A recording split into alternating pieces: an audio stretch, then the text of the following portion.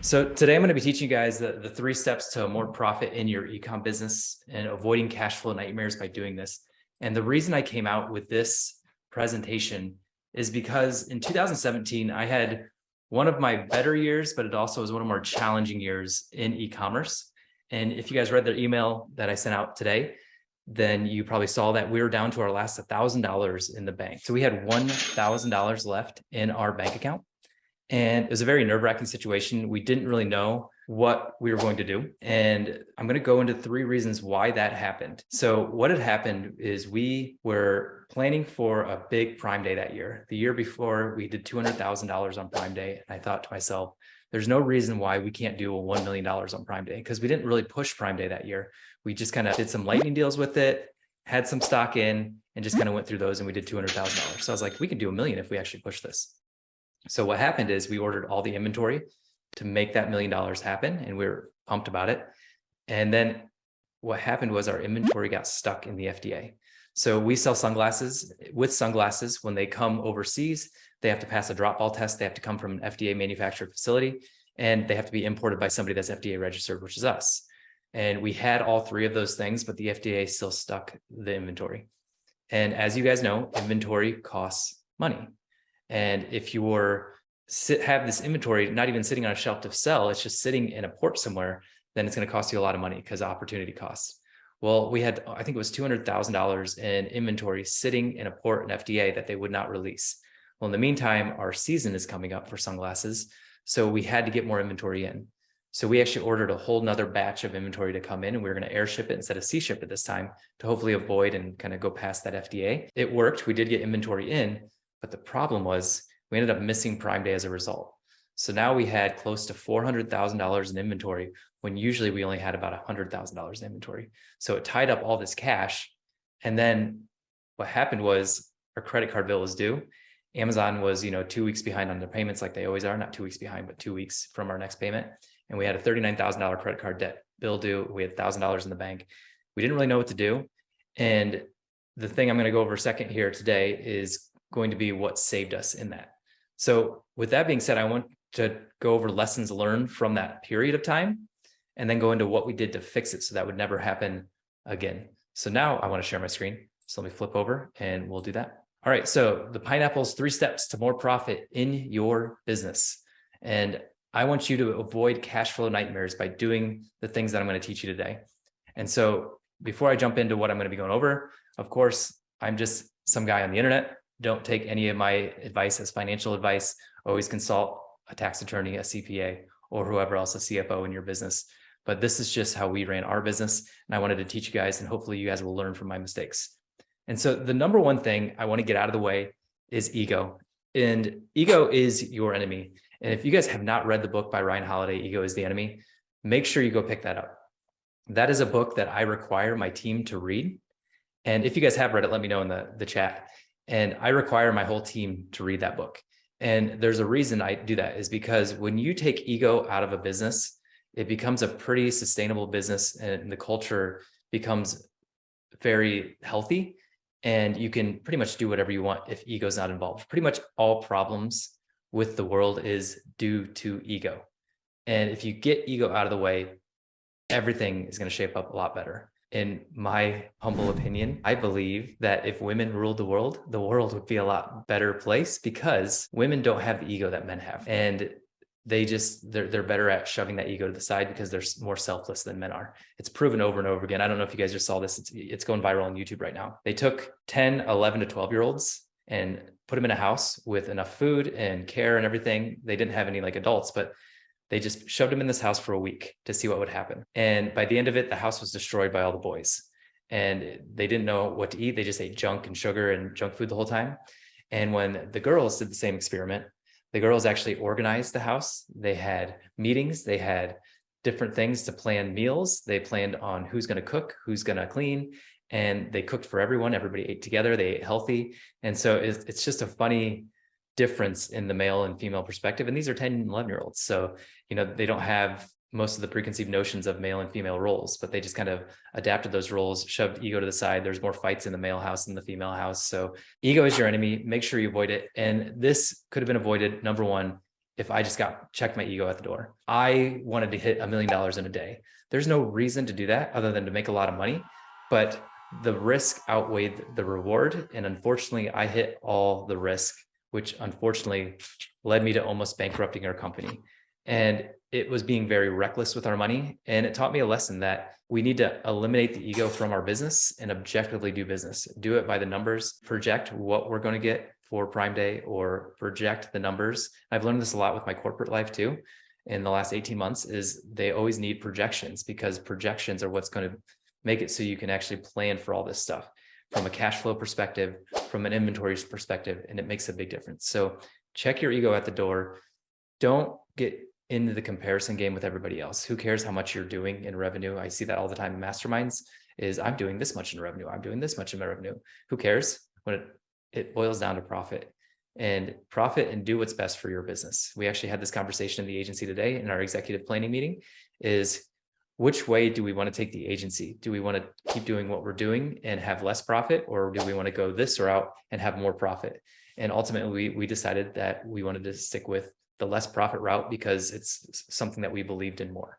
And so that's kind of an example of check your ego at the door, build what you want to build, and then also just objectively look at the business and think, is the risk worth the reward on this?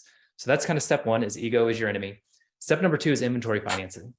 When we were down to our last $1,000, we got inventory financing, and it literally came at the right time. And we did an SBA loan, a Small Business Association loan. I recommend small business association loans if you have a couple months to be able to project that inventory and to know how much you're going to need, because it takes about 2 to 3 months to actually get inventory financing. And so we did SBA, but since then, there have been newer companies that have come out. Sellers Funding is one. 8Fig is somebody that we have an affiliate relationship with, because I believe in inventory financing.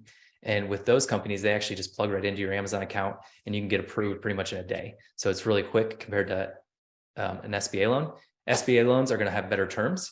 You're going to have like a 6-year window that you can pay it back, lower interest rate than like Sellers Funding and 8Fig. It's going to be more of a hard loan where it's going to be like 12 months and you're going to have a higher interest rate, or like you're going to have to pay back more. And so just keep that in mind. But if you need money fast, this would be good, but you need to know your profit and loss. You do not get inventory financing or financing in general if you're operating at a loss. This is to pour fuel on the fire. So I tell people examples about like running an agency versus running e-com business. So in e-com business, you can show profit, but you have no cash in the bank. And it's very common with like e-commerce brands that need inventory. And the reason that happens is because your inventory, you have money sitting on a shelf, pretty easy. So if your profit and loss, and this is why you should know this and do this every single month of your business, is know your profit and loss, if not daily, if not weekly. The more often you get it, the better. So you can make adjustments. And I'm going to show you how we did it in I Love Here. If you have a high profit though, and you're low on cash, that's when you want to do inventory financing. I like inventory financing better than bringing on an investor because it's cheaper money. An investor, you don't have to pay back, of course, but you're going to give up equity in the company, which then when you go to sell will actually end up costing you more than if you did inventory financing. So we did not take on many investors in our company. We owned 85% of our company, and 10% of that was actually to buy another company. We actually bought a company with equity only, no cash, and brought them in, and they got 10% of the company. We got their entire company. We were able to take that company from 300,000 in revenue all the way up to almost 1.5 million. So that was a very good investment, and losing some of the equity to gain that company. So in hindsight, I wish I would have just bought the company with cash, but it cost me a little bit more as a result. So that's what I wanted to go over with step 2. And then finally, step 3 is my favorite part. And I don't know if you guys have ever read the book Profit First, but Profit First is probably one of the best things that you can do for your Amazon business. And I'm going to show you an example of how we did this in iLove. And I'm also going to just show you the template, and you guys can have my template. Once you have the template, you just go to File, make a copy, and then it goes over to you and you can start using it right away. And I highly, highly recommend doing this. So most of the time and if you guys haven't read this book by Michael Michalowicz, go check it out. I actually have a picture. I don't know if you guys can see that, but a picture up there from Michael Michalowicz, because I sent him a thank you for coming out with this book. And we actually sent him a gift and told him that he changed our lives. Essentially, that was from the agency, but he really did change our lives. And it took business from being stressful to being stress-free. And the whole concept of the book, pretty much boiled into one tiny little nutshell, is when we run a business, we get money in, we then pay all of our expenses, and then whatever's left over is our profit. And what he teaches is think profit first. So you get all your revenue in, you predetermine what you want your profit amount to be, shove that over to another bank account. So I want my profit to be 10%. So I'll take that profit and put it over here to another bank account that I can't see. And then after that 10% is gone, arbitrary number, but after that 10% is gone, whatever's left over is my expenses. And so profit first. And he goes on to then say, what else can you divvy out before you get to the expense column? And you should always do that. So he does profit first, then he does paying yourself, taxes, and then we'll go into the other categories as well. So profit first is one of my favorite things. And again, I'll give you guys a template for that to use it. And so what you do first with profit first is, this is the perfect time to do it because I'm recording this in January of 2023, and we just had a year in 2022. And so what you can do is you can take your 2022 and you can do all the cash in. Now, this isn't top line revenue. This is actually the cash that enters your bank. Who cares about all the other stuff from Amazon that they take out? But I just want to know your cash in the bank. So real revenue. So you can see all this. So I think I did top line right there. And then this is all the Amazon fees right here. And then so my real revenue is the money that I had in the bank. And then you can look at your profit and loss and put that into here. And that will show you what percentage you have. And then and then how much you paid yourself, how much you paid in taxes, and then your operating expense right here. And then just kind of some double checks here and there. So then what we want to do is have a target allocation percentage. So what do we want our targets to be? And then we measure it against that. So I wanted a 10% profit.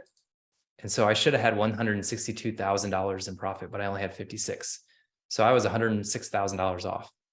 And so you'll just fill in these with your numbers and then allocate what you want your profit to be and everything. And then it will spit out these numbers for you over here. So we need to obviously increase our profit quite a bit. And then this cap over here is just pretty much what we're operating at right now. So we're at a 3% profit margin right there. We paid ourselves 4%, but I wanted it to be 10% at the same 162, again, off by 102,000 because I only paid myself 61,000. This is the year 2017. This is our third year in business, I think. In taxes, we paid 44,000. I want to allocate 15% of that. And so we were way under that as well. And obviously your taxes, I'll go over what that column is for here in just a little bit. And then our operating expense. So you can see that our operating expense was 92% of our total real revenue. So there is something way off here. And I want this to be down to 65%.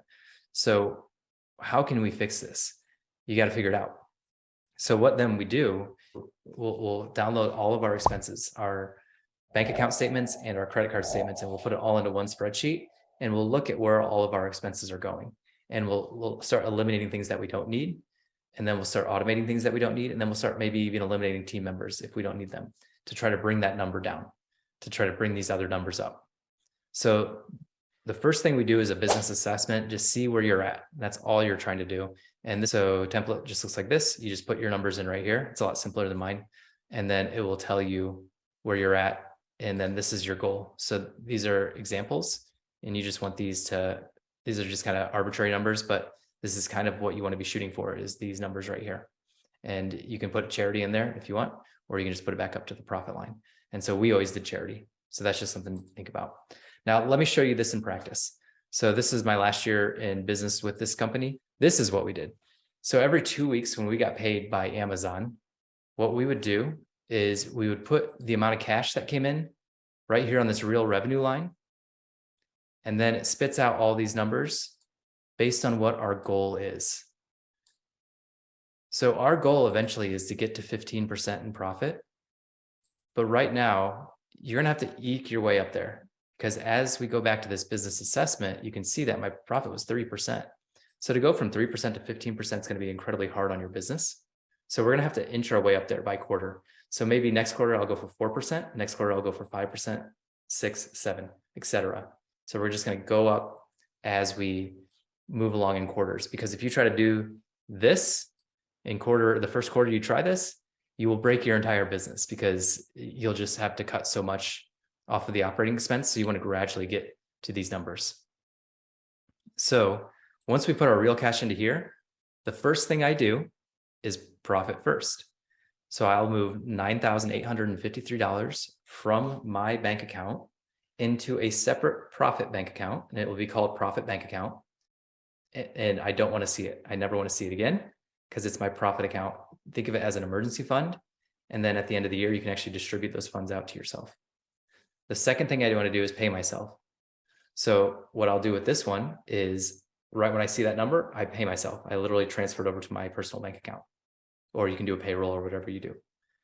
The third thing I do is I pay Uncle Sam, or wherever you are in the world. You pay your tax man. And so what I'll do is I'll make a tax bank account. And so I'll have a profit bank account. I'll have my personal bank account for my payment, and then I'll have a tax bank account. It's essentially the envelope model adapted for business. So then $16,000, I'm going to take $16,000 and send it over to a tax account because I'm going to save 10% of all my income for the taxes again into an account that I do not see. I don't want to see the profit or the tax account because the tendency we have as entrepreneurs is when we see money, we spend money. And so if you can't see that money, you won't spend that money. And then our operating expense right here. So we have $73,894. Let me hide this line. So that's how much we have for things like advertising, for things like shipping, for things like paying our team. That's your operating expense. So everything else that it takes to operate the business is going to be that line. And that's how much we have. If you don't have enough money to cover it, then you're in trouble. That's when you need to start cutting expenses and figuring that out. We actually created a separate bank account for inventory. This is probably the biggest game changer for us as a business, was when we created this inventory line. And figure out when you do your business assessment, how much you spent on inventory last year. I don't think I have it in here, but I can add it. But the reason this is so important is because then with this paycheck, I take $55,831. Let me actually make this a little bigger. So $55,831, and I'll move it over to the inventory account. Now this account I can see because I need to use it. And the nice thing is whenever you have a bill coming up from a vendor for inventory, you should have enough in that inventory account to pay it. And it's nice because you don't have to like have this balancing juggling act of like, okay, do I have enough money in that account, in my one bank account, to pay my staff, pay the advertising, and pay the inventory? But if you plan for inventory, it's a lot easier. And the nice thing is you'll know when to launch your next product based on your inventory account. Because if your inventory account starts to show a surplus, then you can maybe launch that next product. So that's something to think about with the inventory account.